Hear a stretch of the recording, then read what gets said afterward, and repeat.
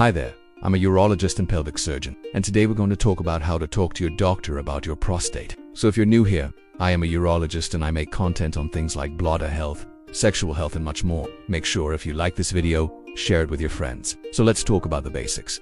What exactly is the prostate? The prostate is a walnut-shaped organ that sits around the urethra, or P-tube, at the very bottom of the male urethra. So both of these conditions are very serious and require treatment. This is where the urologist will put on gloves and insert a lubricated finger into your rectum and feel the prostate to make sure there are no abnormalities. Abnormalities you may feel if there is cancer.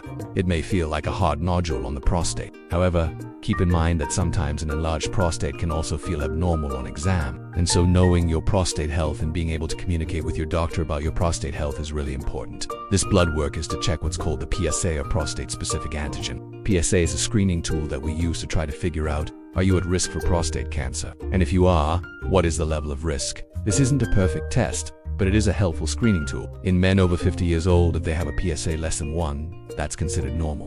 Between 1 and 4, that's considered elevated, and greater than 4 is highly abnormal. However, keep in mind that this test is not perfect. If you have an elevated PSA, that doesn't necessarily mean you have cancer, but it does mean that you should probably get further investigated.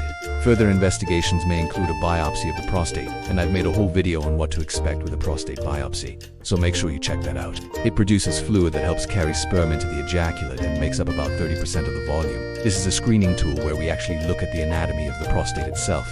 We use a small probe that goes inside the rectum and it gives us an image of the prostate. This is helpful to evaluate the size of the prostate and make sure there are no suspicious areas that may need a biopsy. If you don't have a primary care doctor or don't want to see a urologist, you can search online, and if you have questions, make sure you write them down and ask them at the time. Don't be embarrassed, this is a very normal thing to do. And lastly, make sure you know what follow-up is going to be and what the next steps are in your care. There are different websites that can help you find a urologist in your area. And lastly, you could just go to a large academic center and look up their website and find a urologist there. The prostate, as men age, can cause some problems. Well, when you go to the urologist, they'll first ask you about your symptoms. So if there's any particular reason you're going to see the urologist, tell them all about those symptoms. For example, are you having trouble emptying your bladder completely? Are you having issues with directions? Are you having pain with urination? Tell them all about those things. Also, if you're having any kind of rectal pain or any kind of pain with ejaculation, you want to talk to your doctor about that. As you probably know, one of the most common problems is an enlarged prostate, and I've made a whole bunch of content on that. You can check out my content on enlarged prostate or BIP. But essentially what happens is the prostate gets bigger and begins to push on that P-tube, causing symptoms like difficulty emptying, straining,